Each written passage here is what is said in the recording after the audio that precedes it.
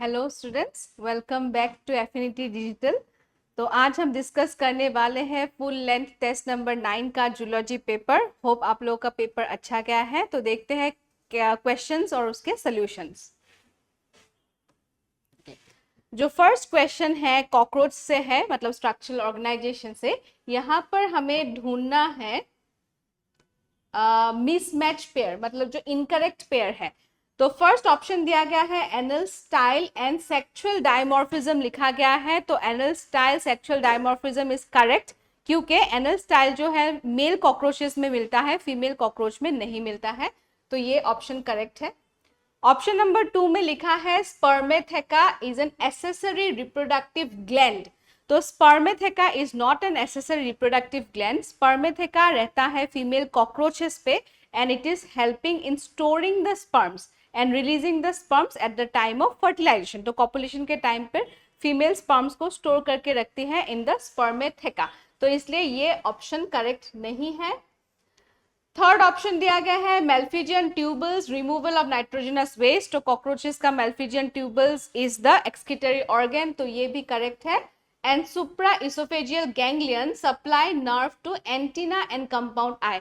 तो कॉकरोचेस का जो सुप्रा इसोफेजियल गैंग्लियन है वही ब्रेन है और वो सिर्फ एंटीना और कंपाउंड आई में नर्व्स भेजता है। तो दैट कॉम्बिनेशन भी करेक्ट है। तो यहाँ पर सिर्फ एक ही मिसमैच पेयर है, नंबर 2। सो हम लोग का आंसर होगा number 2। Next question, which of the below statements are correct. तो 4 स्टेटमेंट्स दिया गया है थायराइड हार्मोन के ऊपर and we have to find out the correct statements from this. Okay, तो फर्स्ट स्टेटमेंट लिखा है hyperthyroidism adversely affects the body physiology. हम जानते हैं कि thyroid hormone basal metabolic rate को मेंटेन करने में बहुत ही इंपॉर्टेंट है। तो अगर हाइपर हो जाए तो बॉडी फिजियोलॉजी को अफेक्ट करता है। तो ये राइट स्टेटमेंट है। सेकेंड लिखा है hypothyroidism cause irregularity of menstrual cycle, that is also correct. Hypothyroidism होने से मेंस्ट्रुअल साइकिल में इफेक्ट पड़ता है। थर्ड में लिखा है hypothyroidism is also called Graves disease. ये स्टेटमेंट करेक्ट नहीं है। Hyperthyroidism is called as Graves disease, exophthalmic goitre, लेकिन हाइपोथायरॉयडिज्म नहीं है। तो ये स्टेटमेंट गलत हो गया। और नंबर 4 लिखा है हाइपोथायरॉयडिज्म कॉजेज क्रिटिनिज्म। ये स्टेटमेंट भी करेक्ट है। हाइपोथायरॉयडिज्म होने से क्रिटिनिज्म होने का चांसेस है। Even if a pregnant mother में भी अगर हाइपोथायरॉयडिज्म हो जाए तो भी क्रिटिनिज्म होने का चांसेस है। तो यहाँ पर अभी 1, 2 एंड 4 आर करेक्ट। तो नंबर 2 होगा। 1, 2, 4 इज करेक्ट। तो number 2 is the correct answer. Next, calcium is important in skeletal muscle contraction because हम जानते हैं कि कैल्शियम मसल कॉन्ट्रैक्शन के लिए बहुत ही इंपॉर्टेंट है। वो सर्कोप्लाज्मिक रेटिकुलम के अंदर स्टोर रहता है। जब वो आउट हो जाता है into the sarcoplasm then the muscle contraction start. क्यों स्टार्ट होता है? क्योंकि जो कैल्शियम है वो ट्रोपोनिन सी के साथ बाइंड करके द ट्रोपोमायोसिन ट्रोपोनिन कॉम्प्लेक्स को रिमूव कर देता है from the active binding site on actin for myosin. मतलब एक्टिन जिस पॉइंट से मायोसिन के साथ बाइंड करेगा वो नॉर्मली मास्क होके रहता है, लेकिन जब कैल्शियम अवेलेबल होता है वो मास्किंग को हटा देता है। तो इसमें से नंबर 1 करेक्ट आंसर है। binds to troponin, मतलब calcium binds to troponin to remove the masking of active sites on actin for myosin। तो इसका इसलिए करेक्ट आंसर होगा number 1। Then select the odd. तो हमें जो करेक्ट नहीं है, ऑड 1 है, हमें सिलेक्ट करना है हॉर्मोन्स के बारे में जो फाइट और फ्लाइट हॉर्मोन्स है। तो फाइट और flight hormones none other than emergency hormones. जो कौन प्रोड्यूस करता है? Adrenal medulla, that are none other than adrenaline और नॉरएड्रिनलिन और एपिनेफ्रिन और नॉरएपिनेफ्रिन। तो हम जानते हैं कि ये इमरजेंसी हॉर्मोन्स जो होता है वो इमरजेंसी हॉर्मोन्स तो पाइलो इरेक्शन करता है, दैट इज करेक्ट। ओके, प्यूपिल को डायलेट करता है, प्यूपिलरी डायलेशन भी करता है। यहाँ पे लिखा है डिक्रीज इन हार्ट रेट, ये रॉन्ग है क्योंकि इमरजेंसी हार्मोन जब भी कभी इमरजेंसी सिचुएशन आ जाए, शॉक में चला जाए तो क्या होता है? हार्ट बीटिंग फास्ट हो जाता है, स्लो नहीं होता। तो रेट ऑफ कॉन्ट्रैक्शन या strength of contraction, heart rate, heart beat, ये सब बढ़ जाता है। तो डिक्रीज नहीं होता, इंक्रीज होना चाहिए था। तो ये स्टेटमेंट गलत है and increase in respiratory rate भी करेक्ट है। तो इसमें ऑड वन होगा नंबर 3, क्योंकि इंक्रीज होना चाहिए था, यहाँ पर डिक्रीज लिखा है। ओके, देन अल्फा हेलिक्स, ये बायोमोलिक्यूल से है। Alpha helix is the example of which type of protein structure. हम जानते हैं प्रोटीन का 4 टाइप ऑफ स्ट्रक्चर होता है, primary, secondary, tertiary and quaternary. Alpha helix जो है is an example of secondary structure of protein, जहां पर क्या होता है, along with the peptide bonds additional bond रहता है, दैट इज हाइड्रोजन बॉन्ड्स। तो वो फोल्ड करता है in the form of an helix, तो इसको ये that's why it is an example of a secondary structure of protein. Okay. Then which concept was not included in Charles Darwin? तो Darwin ने जो कॉन्सेप्ट ऑफ इवोल्यूशन दिया था उसमें बहुत सारे पॉइंट्स के ऊपर मेंशन किया था। आउट ऑफ दिस पॉइंट्स कौन सा पॉइंट डार्विन ने मेंशन नहीं किया था? Over production of offspring mention किया है, सर्वाइवल ऑफ द फिटेस्ट भी मेंशन किया है, थ्योरी ऑफ पेंस्पर्मिया मेंशन नहीं किया है, and struggle for existence was also mentioned by Darwin. तो थ्योरी ऑफ पेंस्पर्मिया का मतलब है ये एक हाइपोथेसिस है, इसमें कंसिडर किया जाता है कि लाइफ जो है अर्थ में ओरिजिनेट हुआ है फ्रॉम द अदर प्लैनेट्स। तो अदर प्लैनेट से या फ्रॉम आउटर स्पेस से, मेटेओराइट से, जो लिविंग ऑर्गेनिजम्स है they came to the earth and then life originated in earth. तो इस थ्योरी का हाइपोथेसिस ये है, but this hypothesis was not given by Charles Darwin, not related to Charles Darwin. So यही option correct होगा, number 3 option is the correct answer. Then biotechnology से ये है और जेनेटिक्स में भी ये लगता है, a single strand of nucleic acid tagged with a radioactive molecule is called. तो उसको हम लोग क्या बोलते हैं? प्रोब बोलते हैं। A single strand of either DNA or RNA tagged with a radioactive molecule जो कि complementary होता है DNA के साथ, तो that is used as a probe for identification। तो इसलिए इसको हम लोग क्या बोलते हैं? probe। okay. Then evolution का ये एक question है, it is a stochastic process based on chance events in nature and chance mutation in the organisms। ये NCERT में पूरा ये line लिखा है। This statement tells us about। तो ये जो स्टेटमेंट है, ये स्टेटमेंट क्या इंडिकेट करता है? ये स्टेटमेंट इंडिकेट करता है, क्या लिखा है इसमें? Chance events and chance mutation. मतलब जो इवोल्यूशन है उसका स्पेसिफिक कोई डायरेक्शन नहीं है, वो डिपेंड करेगा कि नेचर या एटमॉस्फेयर में कौन से इवेंट्स हुए हैं या अदर फैक्टर्स के ऊपर डिपेंड करेगा, then only the evolution will take place। लेकिन evolution कौन से डायरेक्शन में जाएगा that is not predetermined, ये पहले से डिटरमाइन नहीं है, ये डिपेंड करता है कि कौन सा कैरेक्टर्स यूजफुल होगा फॉर सर्वाइवल, कौन सा कैरेक्टर्स यूजफुल नहीं होगा। तो ये सब बाय चांस होता है, नेचर के ऊपर डिपेंड करता है, एटमॉस्फेयर के ऊपर डिपेंड करता है। तो दैट्स व्हाई इसका करेक्ट आंसर होगा non directional nature of evolution. तो ये जो एनसीईआरटी में लिखा है, ये पार्ट लिखा है, देखो, evolution is not a directed process in the sense of determination. मतलब हम पहले से डिटरमाइन नहीं कर सकते हैं। Evolution is not pre determined, it depends, और इसका पर्टिकुलर कोई डायरेक्शन नहीं है, it depends on chance events. It's a stochastic process based on chance events in nature and chance mutation in the organism. तो ये एनसीईआरटी बेस्ड लाइन है। Then which part of the brain is responsible for thermoregulation? Brain का hypothalamus is regulating the body temperature, controlling the body temperature।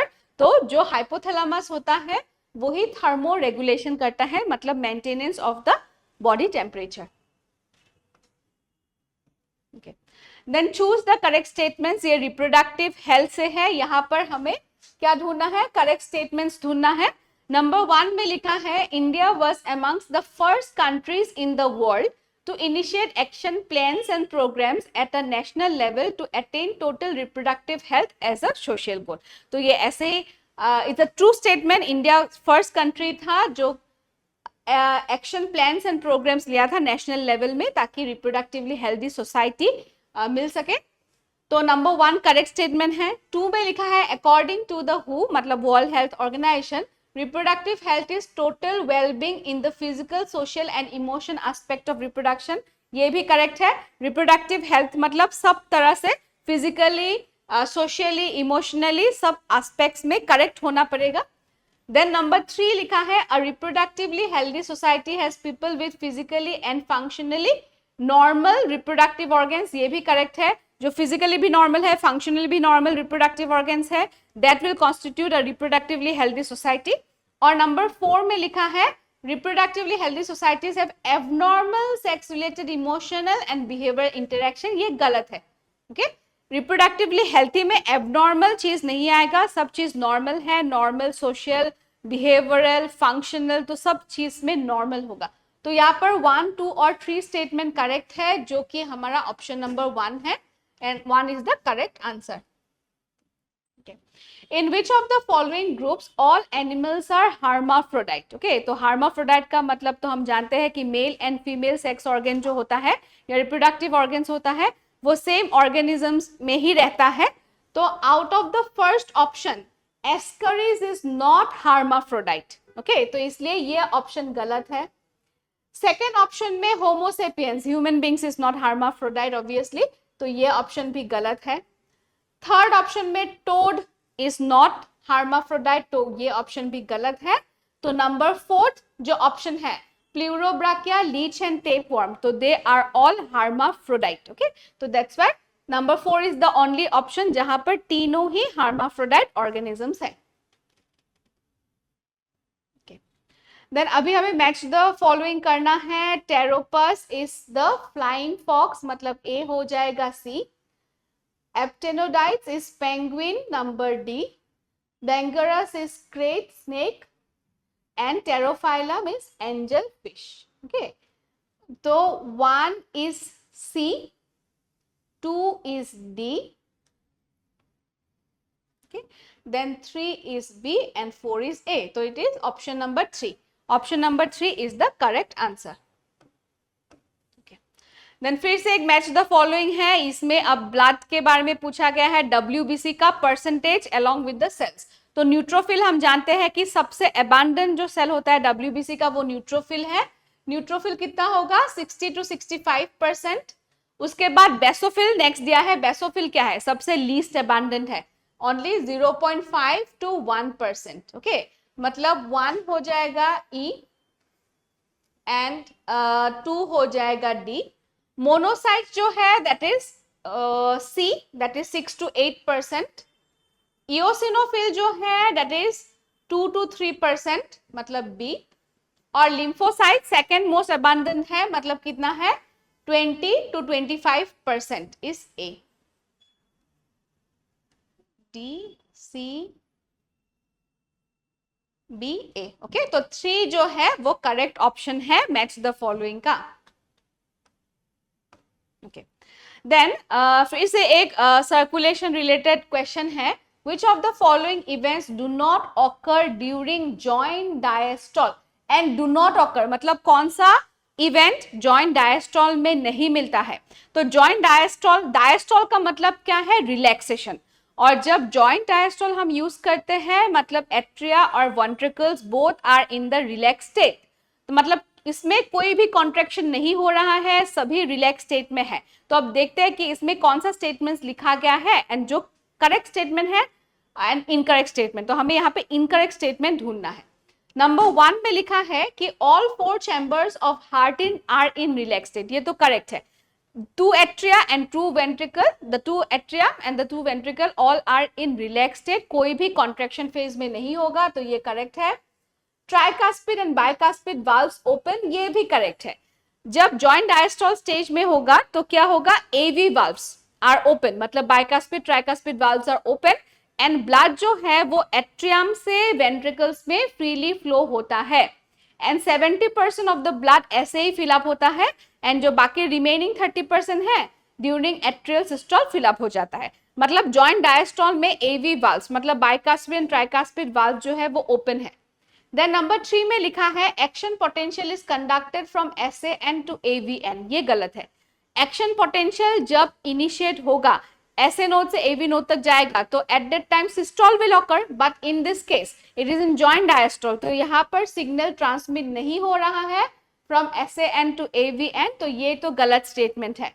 और number 4 statement में लिखा है blood from the pulmonary vein and vena cava flows into the left and right ventricles respectively through the left and right atria. Correct. इसमें क्या लिखा है, जो पाल्मोनरी when है वहां से कहां पे आएगा, लेफ्ट एट्रियम से में आएगा, लेफ्ट एट्रियम से लेफ्ट वेंट्रिकल में, और जो वेना कावा है उसमें से ब्लड फ्लो करेगा राइट एट्रियम में, राइट एट्रियम से जाएगा राइट वेंट्रिकल में. तो this is a correct statement.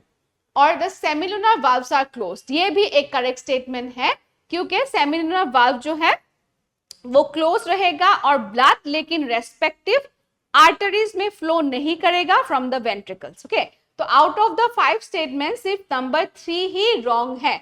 तो यहाँ पर that's why only 2 2 is the option, only 3 is the wrong statement.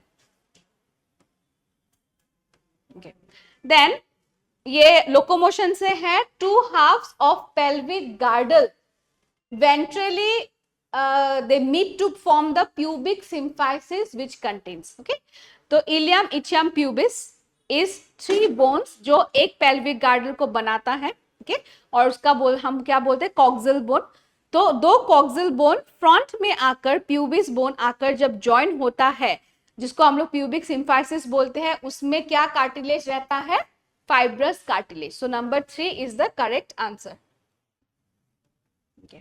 Then assertion और रीजन, ये किडनी मतलब एक्सक्रीशन चैप्टर से है. Angiotensin 2 increases the glomerular blood pressure thereby GFR. मतलब एंजियोटेंसिन 2 क्या है, एक वेसो कंस्ट्रिक्टर है. जो वेसो कंस्ट्रिक्ट करेगा मतलब आर्टेरियल्स को छोटा बनाएगा, कंस्ट्रिक्ट करेगा, तो प्रेशर इंक्रीज होगा. प्रेशर इंक्रीज होने से ग्लोमेरुलर फिल्ट्रेशन रेट मतलब GFR भी इंक्रीज होगा. तो असर्शन जो है करेक्ट है यहाँ पर. लेकिन रीजन में लिखा है angiotensin 2 activate the JG cells to release renin. Reason गलत है, ये उल्टा लिखा है. रेनिन जेजी सेल्स कब रिलीज करता है, in response to low blood pressure and low blood volume.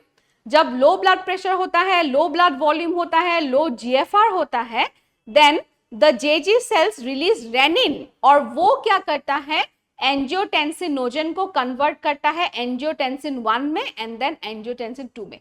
तो एंजियोटेंसिन 2 एक्टिवेट नहीं करता जेजी सेल्स को, जेजी सेल्स एक्टिवेट होने से रेनिन प्रोड्यूस करता है, रेनिन एंजियोटेंसिन 2 को बनाता है फ्रॉम एंजियोटेंसिनोजन. तो यहाँ पर असर्शन करेक्ट है, रीजन फॉल्स है. तो number 3 is the correct answer. Then 2 statements है ब्रीथिंग चैप्टर से. स्टेटमेंट नंबर 1 में लिखा है inspiration and expiration are carried out by creating pressure gradients between the atmosphere and the alveoli. ये correct है, क्योंकि जो ब्रीथिंग होता है मतलब इंस्पिरेशन हो या एक्सपिरेशन हो, कैसे होता है, bye difference of the pressure. Pressure gradient को चेंज किया जाता है, हाई प्रेशर किया जाता है या लो प्रेशर किया जाता है, and because of the difference in the pressure inspiration and expiration takes place. तो स्टेटमेंट नंबर 1 तो करेक्ट है. स्टेटमेंट नंबर 2 में लिखा है during inspiration and expiration pressure gradients between the atmosphere and the alveoli is created with the help of specialized muscles, intercostals and diaphragm. That is also a correct statement. दोनों ही correct है, क्योंकि हम क्या करते हैं, सपोज इंस्पिरेशन अगर होना है तो एटमॉस्फेरिक प्रेशर होना पड़ेगा ज्यादा और इंट्रापल्मोनरी प्रेशर होना पड़ेगा कम. तो atmospheric pressure more and intrapulmonary pressure is less. उसके लिए कौन यूजफुल होगा, द 2 मसल, एक तो है इंटरकोस्टल मसल जो रिब्स में रहता है और एक है डायफ्राम. तो ये दोनों मसल प्रेशर ग्रेडियंट को क्रिएट करने में हेल्प करता है बाय इंक्रीजिंग और डिक्रीजिंग द थोरेसिक कैविटी. तो यहाँ पर दोनों ही स्टेटमेंट करेक्ट है, मतलब ऑप्शन नंबर 1 होगा. Both statement 1 and 2 are correct. Then lactational amenorrhoea is, amenorrhoea मतलब absence of the menses, okay, during the lactation. तो ये होगा number 3, absence of menses during lactation. ये क्या है, पोस्टपार्टम इनफर्टिलिटी बोल सकते हैं. जब the baby is feeding on mother's milk, approximate time length होता है 6 months. इंटेंस लैक्टेशन जब होता है, then gonadotropin releasing hormone release नहीं होता है हाइपोथैलेमस से, वो इन टर्न रिलीज नहीं करता है FSH and LH, and as a result the menstrual cycle is not taking place during intense lactation. और इसमें इसलिए इनफर्टिलिटी होता है, जिसको हम लोग बोलते हैं lactational amenorrhea. Okay. Then next is assertion and reason from the evolution chapter. Assertion में लिखा है thorns and tendrils of bougainvillea and cucurbita represent homology. तो thorns of bougainvillea and tendrils of cucurbita are example of homologous organs. Origin same है, function different है, तो ये correct है. Reason में लिखा है homologous organs have similar functions but are different in the structural details and origin. ये correct नहीं है. Analogous organ का ये definition है. Homologous organs का origin same है, function में भी same और different. तो इसलिए reason जो है यहाँ पर गलत है. तो assertion true, reason false. Number 3 is the correct answer.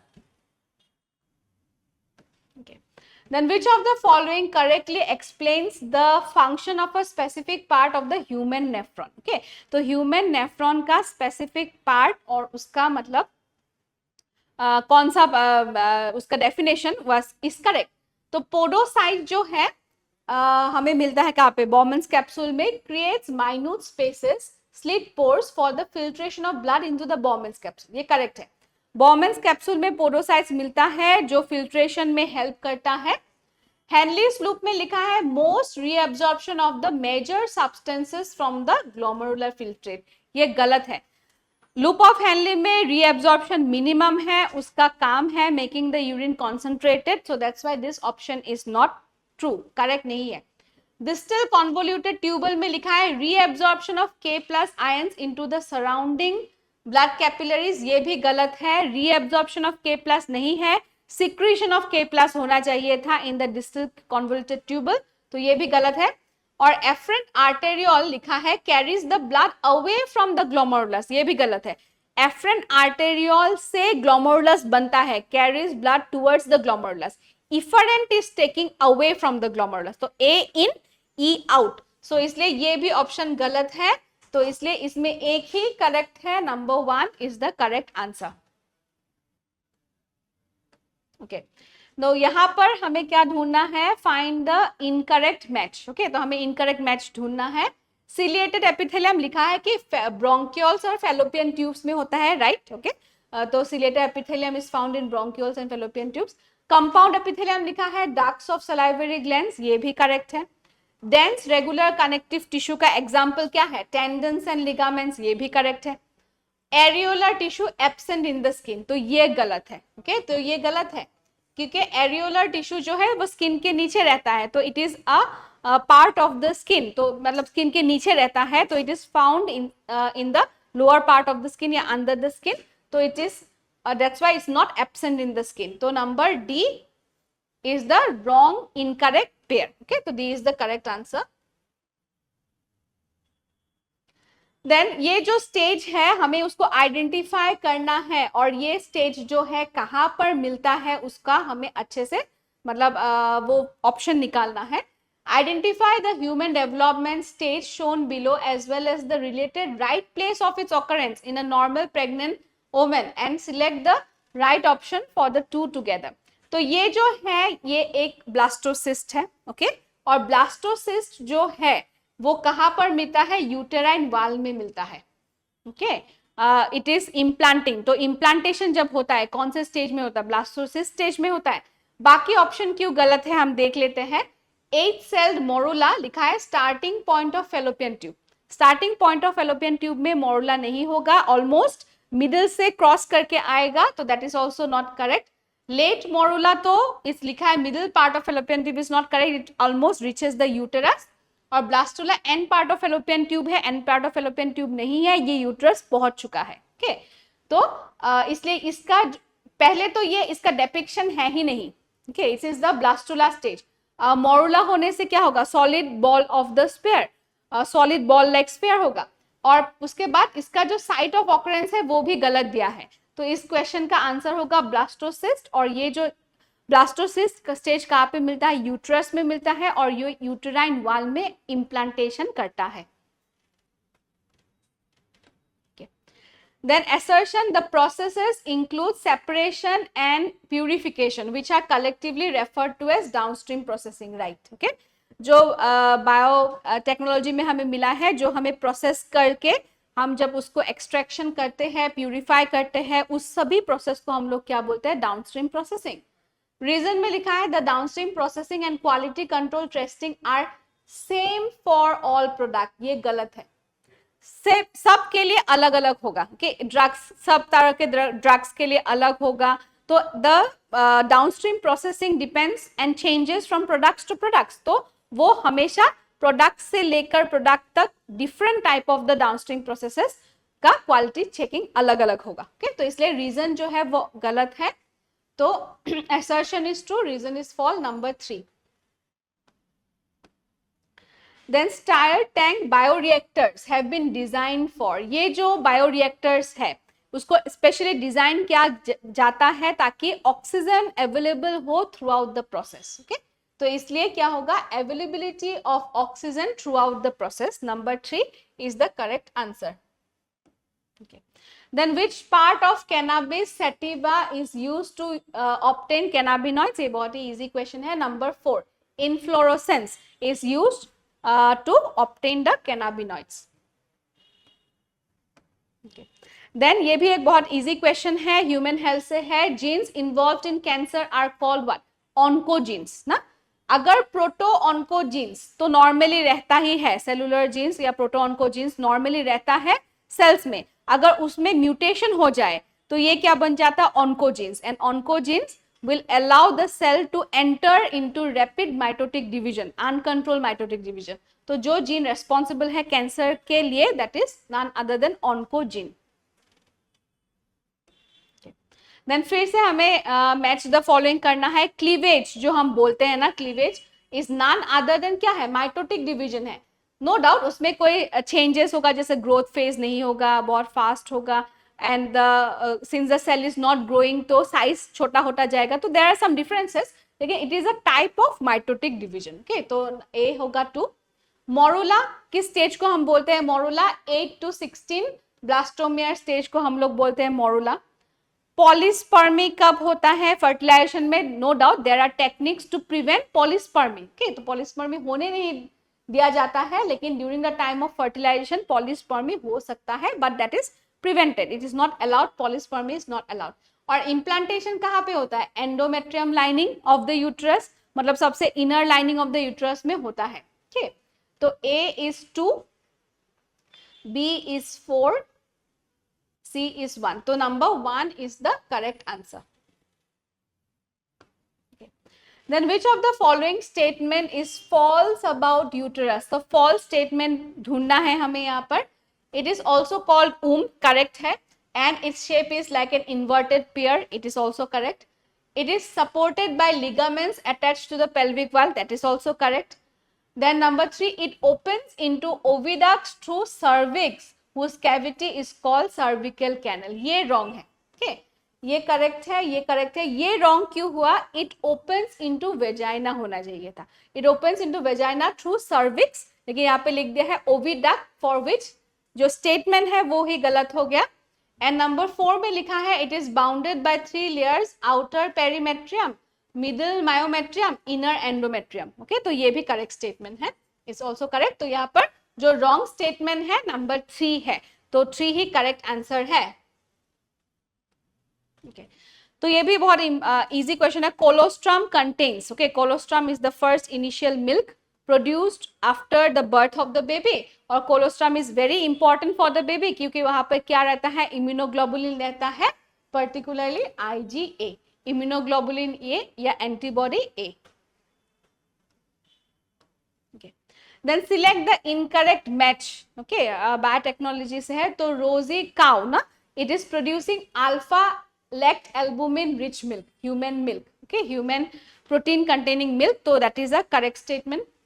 Alpha 1 antitrypsin is used for treatment of emphysema is also a correct statement. ELISA में लिखा है antigen gene interaction, it is wrong, तो ये statement ये wrong हो गया। Okay. क्यों wrong है? एंटीजन एंटीबॉडी इंटरेक्शन होना चाहिए था, यहाँ पर लिख दिया है जीन, दैट्स व्हाई ये रॉन्ग है। और golden rice overcome vitamin A deficiency, ये भी करेक्ट है। तो यहाँ पर इनकरेक्ट मैच जो है नंबर 3 है। okay, ELISA.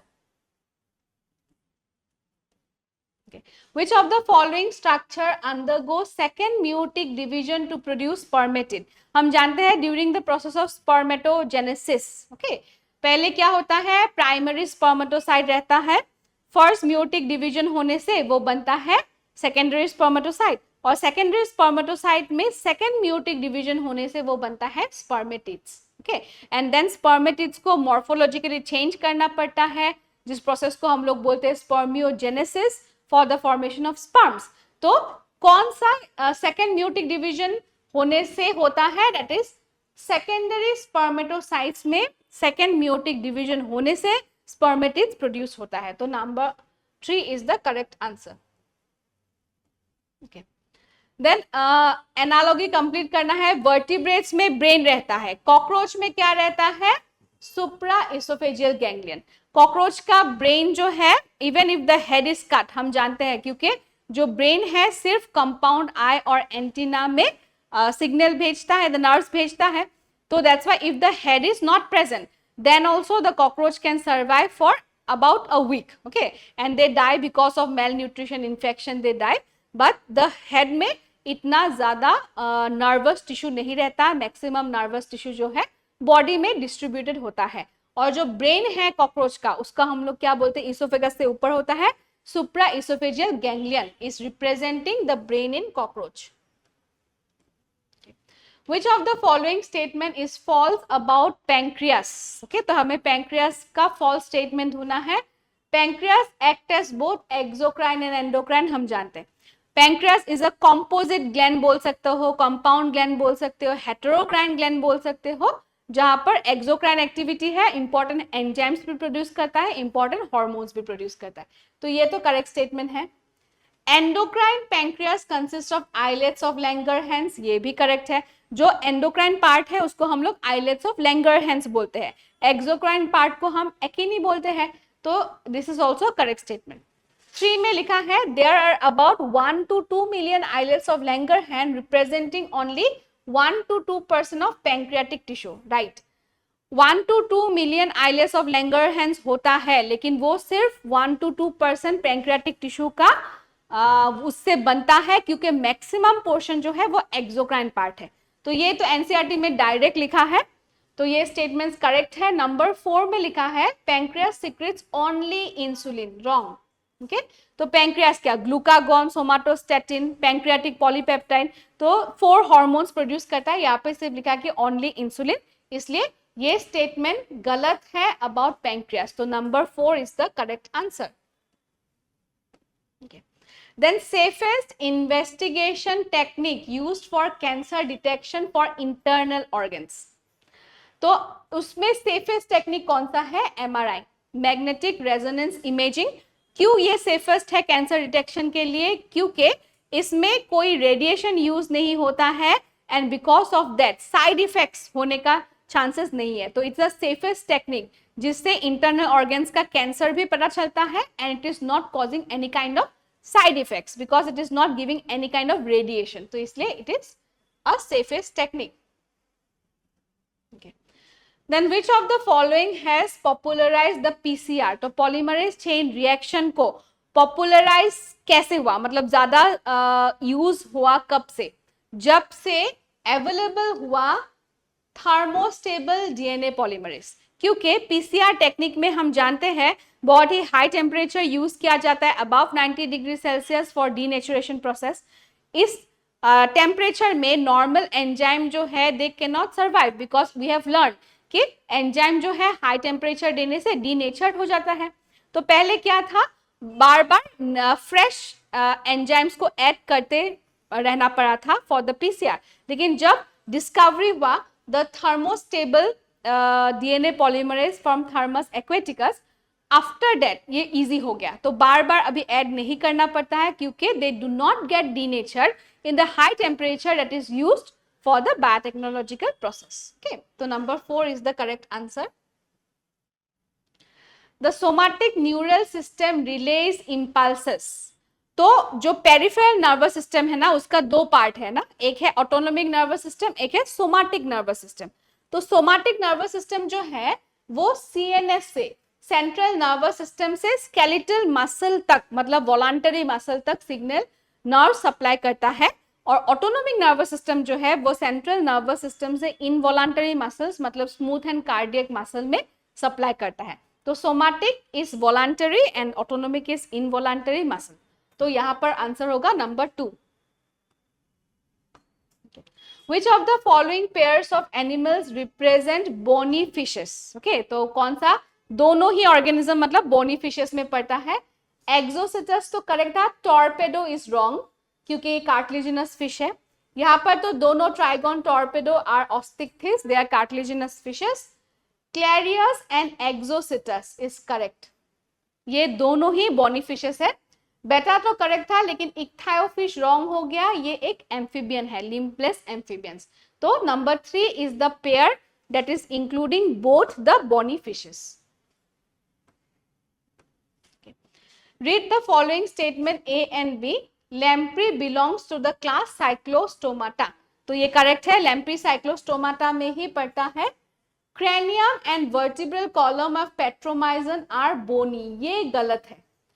Cranium and vertebral column cartilaginous है, bony नहीं है। तो स्टेटमेंट नंबर A करेक्ट है, स्टेटमेंट नंबर 2 रॉन्ग है। Okay, statement A is correct, B is incorrect. तो number 1 is the correct answer. Then the new statement number 1, the new life form arises from the pre-existing life forms according to Pasteur. Louis Pasteur ने ये propose किया था, he have proved it that new life forms जो है that is arising from pre-existing life, तो ये correct है। Then selection of useful variations by nature is termed as natural selection, right? Nature जब कोई भी useful variation को select करता है and then वो evolution कटा जाता है तो that process is called as natural selection. तो ये दोनों ही स्टेटमेंट्स करेक्ट है। तो number 1 is the option, both statement 1 and statement 2 are correct. Okay, then अभी हमें मैच द फॉलोइंग करना है। ट्राइकास्पिड वाल्व हमें मिलता है कहाँ पर, राइट एट्रियम और राइट वेंट्रिकल के बीच में। बाइकास्पिड हमें मिलता है लेफ्ट एट्रियम और लेफ्ट वेंट्रिकल के बीच में। सेमिलुनर वाल्व्स कहाँ पर मिलता है, राइट वेंट्रिकल एंड पाल्मोनरी आर्टरी, और एक जगह पर मिलता है लेफ्ट वेंट्रिकल एंड एओर्टा के बीच में। ओके, तो ए जो है 3 है, ओके, बी है 1 एंड सी इज 2।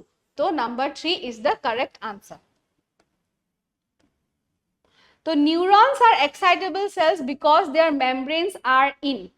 तो जो न्यूरॉन्स होता है ना दूसरे सेल से वो अलग है, they are allowing the action potential to travel through them। तो ये क्यों पॉसिबल है, क्यों पॉसिबल है, क्योंकि न्यूरॉन जो है वो पोलराइज स्टेट में रहता है। पोलराइज स्टेट का मतलब है अक्रॉस द मेम्ब्रेन जो चार्जेस है वो डिफरेंट है, बाहर पॉजिटिव होना अंदर निगेटिव होना या अंदर पॉजिटिव होना बाहर निगेटिव होना, इसका टाइप ऑफ कंडीशंस को हम लोग क्या बोलते हैं, पोलराइज स्टेट। ओके, तो जब डिपोलराइजेशन होता है then that depolarization wave is travelling, वो अलग बात है। लेकिन नर्व जो है इट्स अलाउिंग एक्साइटेबल सेल्स, क्यों है, क्योंकि वो पोलराइज स्टेट में रहता है। और इसको कौन हेल्प करता है, the different type of ion channels present in the neuron. Okay, तो answer is polarise state. Then in which of the following groups all the 3 are examples of polysaccharide. तो हम जानते हैं कि पॉलीसेकेराइड्स में हमें ढूंढना है कि कौन सा ऑप्शन में ऑल पॉलीसेकेराइड्स है। तो फर्स्ट ऑप्शन ही है, starch is a polysaccharide, glycogen is a polysaccharide, cellulose is a polysaccharide. बाकी ऑप्शंस गलत है, तो number 1 is the correct answer. Then the partial pressure of oxygen is equal in, okay, तो कहां पर इक्वल होता है, एटमॉस्फेरिक एयर में तो होता है 159 और एल्वियोलाई में होता है 104, तो ये तो इक्वल नहीं है, तो ये गलत है। एल्वियोलाई में होता है 104 और ऑक्सीडेटेड ब्लड में होता है 95, तो ये भी इक्वल नहीं है। एल्वियोलाई में होता है 104, डीऑक्सीडेटेड ब्लड में होता है 40, तो ये भी इक्वल नहीं है। और ये होना चाहिए था डीऑक्सीडेटेड, टाइपिंग मिस्टेक है ये, deoxygenated blood and tissues. Deoxygenated blood में होता है 40 एंड टिश्यूज में भी होता है 40, तो ये ऑप्शन नंबर 4 है जहां पर sorry, partial pressure of oxygen is same in deoxygenated blood and tissues. Then regarding frogs कौन सा स्टेटमेंट करेक्ट है या इनकरेक्ट है हमें ढूंढना है. They have the ability to change the colour to hide them from their enemies camouflage. Frog का ये प्रॉपर्टी है मिमिक्री और कैमोफ्लेज कि वो लोग अपने को चेंज करके, कलर चेंज करके हाइड कर सकता है विद द सराउंडिंग. तो ये करेक्ट है. स्टेटमेंट नंबर 2 में लिखा है they undergo summer sleep called as hibernation as well as winter sleep called as aestivation. तो यहाँ पे उल्टा लिख दिया है. समर स्लीप को हम एस्टिवेशन बोलते हैं, विंटर स्लीप को हम हाइबरनेशन बोलते हैं. तो यहाँ पर स्टेटमेंट में उल्टा लिख दिया है, तो ये गलत हो गया. तो only statement 1 is correct. So 2 होगा उसका correct answer. Then choose the correctly match pair. Tendon क्या है? That is dense connective tissue, dense regular connective tissue. यहाँ पे लिखा है स्पेशलाइज्ड कनेक्टिव टिश्यू, तो ये तो रॉन्ग है.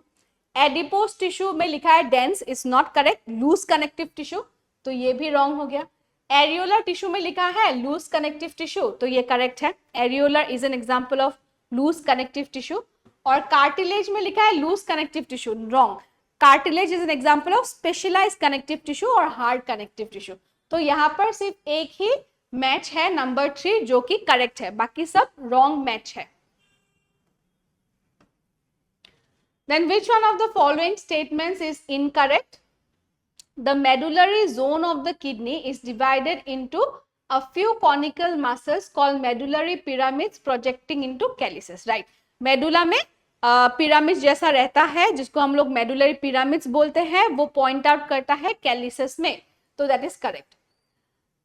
Then inside the kidney, the cortical region extends in between the medullary pyramids as renal pelvis. ये गलत है. रीनल पेल्विस नहीं है, इसको होना चाहिए था रीनल कॉलम और कॉलम्स ऑफ बर्टिनी. जो कॉर्टेक्स होता है जब मेडुला के अंदर जाता है, extension of cortex into medulla is called as renal column और कॉलम्स ऑफ बर्टिनी. तो ये गलत हो गया. Then glomerulus along with Bowman's capsule, हम उसको बोलते हैं क्या? Renal corpuscle. ये भी करेक्ट है. And renal corpuscle, PCT, DCT are situated in cortical region. ये भी करेक्ट है. मेडुला में कौन जाता है? Loop of Henle and collecting duct जाता है. तो यहाँ पर सभी स्टेटमेंट्स करेक्ट है, सिर्फ नंबर 2 ही इनकरेक्ट है. तो नंबर 2 आंसर है about the incorrect statement. Okay. Then kidneys help in the conservation of useful materials and excretion of waste, and therefore they receive 20% of the heart's output of blood. Okay. तो ये मतलब kidney जो है that is receiving 20% of the heart's output. Okay. जो blood का output है तो वो correct है. Then on a percentage basis, which substance is most completely, तो हमारा जो question है ये है, कौन सा substance पूरा रीएब्जॉर्ब हो जाता है? जब ग्लोमेरुलर फिल्ट्रेशन जाता है उस फिल्ट्रेट से कौन सा सब्सटेंस पूरा रीएब्जॉर्ब होता है? न्यूट्रिएंट्स पूरा रीएब्जॉर्ब होता है. यहाँ पे न्यूट्रिएंट्स किसके बारे में लिखा है? ग्लूकोज. तो glucose is completely reabsorbed. Then cardiac muscle is made up of branch fibers that are. Cardiac muscle fibers क्या होता है? Striated होता है लेकिन not under voluntary control. Okay. तो कार्डियक मसल जो है they are striated in appearance लेकिन नॉट अंडर वॉलंटरी कंट्रोल. तो 198 में 2 होगा आंसर. 199 है which of the following carbohydrate is not a disaccharide. Lactose disaccharide है, made up of 2 monosaccharide. Maltose is also monosaccharide. Sucrose is also monosaccharide. Lactose is made up of glucose plus galactose. Maltose is made up of 2 glucose. Sucrose is made up of glucose plus fructose. But galactose is not a disaccharide, it is a monosaccharide. तो number 4 है हम लोग का answer. And DNA differs from RNA in having. तो हम जानते हैं एक मेजर डिफरेंस DNA और RNA में है कि DNA में मिलता है थाइमिन और RNA में मिलता है uracil. So number 1 is the correct answer. Thymine मिलता है DNA में but no uracil. Okay. So number 2 is the correct answer. So number 1 is the correct answer. Thymine but no uracil. So this is the end of your question paper discussion. Hope questions easy ही थे.